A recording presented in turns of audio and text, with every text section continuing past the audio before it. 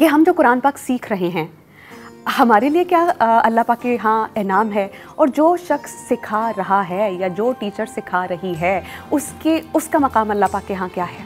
क़ाल रसूलुल्लाह सल्लल्लाहु अलैहि वसल्लम खैरुकुम मन तअल्लमल कुरान व अल्लम, तुम में से बेहतरीन वो, अल्लाह के नबी सल्लल्लाहु अलैहि वसल्लम की हदीस है, तुम में से बेहतरीन वो है जो कुरान को सीखे और सिखाए।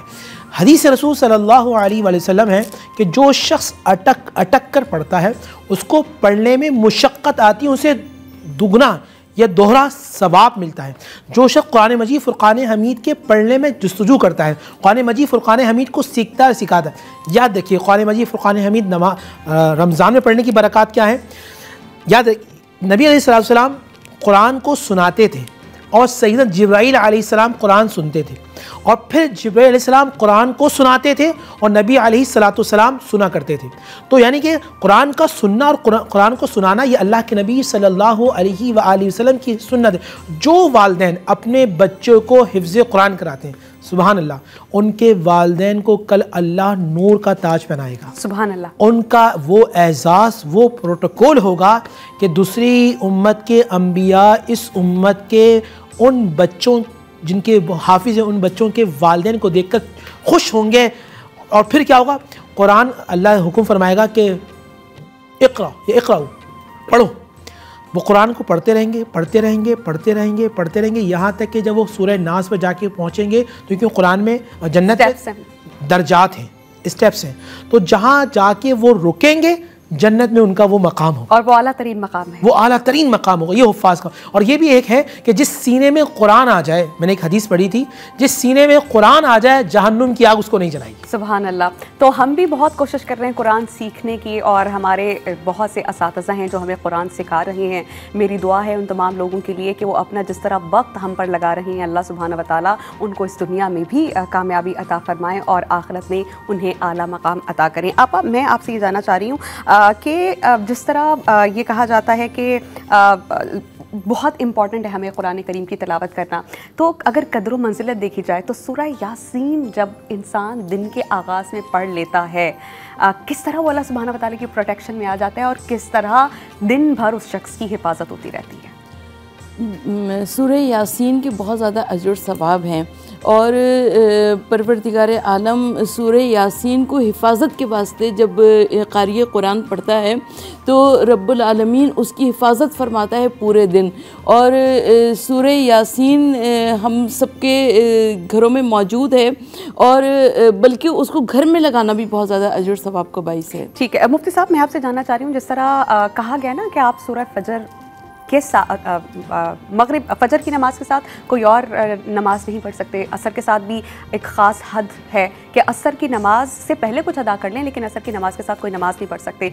आई so want to know about it कि क्या कोई ऐसा वक्त है जिसमें तयन कर दिया गया कि आप कुरान पाक की रेसिटेशन नहीं कर सकते? क्या हमें इजाज़त है कि हम किसी भी वक्त कर लें? देखिए, एक तो सवाल जो आपने आपस से किया, मैं उसकी वजाहत कर दूँ। सूरह यासीन जब 1000 साल पहले दुनिया के बनाने से, और दुनिया को बनाए हुए तकरीबन मुद्दत हो चुकी है साइंसदानों के मुताबिक 25 अरब साल, जी जी साइंस के मुताबिक 25 से 30 अरब साल साइंस के मुताबिक। 1000 साल पहले जब सूरह यासीन की तिलावत हुई थी तो फरिश्तों ने हैरत से कहा था कि ये कुरान तो ये आयात किन पर नाजिल करेगा? तो अल्लाह ने कहा था यासीन वल कुरानिल हकीम, यासीन हुजूर का नाम है, मैं मोहम्मद रसूलुल्लाह पे इस कुरान को नाजिल करूँगा। और जो सूरह यासीन को फजर में पढ़ लेता है, फजर से लेकर मगरिब तक कफालत होती है, और जो मगरिब में पढ़ लेता है मगरिब से लेकर फजर तक, वो अल्लाह की अमान में और अल्लाह की रहमत में आ जाता है। जो जिस मकसद से सूरह यासीन की तिलावत करेगा, नाज़रीन तवज्जो रखिएगा, अगर वो तहज्जुद में रोज़गार के लिए, खैर बरकत के लिए, बेऔलादी के लिए, घर में रहमत के लिए, जिस नीयत से आप तहज्जुद में सूरह यासीन पढ़ेंगे, नबी इस्लाम की हदीस के मुताबिक अल्लाह सुब्हानहू व तआला आपको अता फरमा देगा।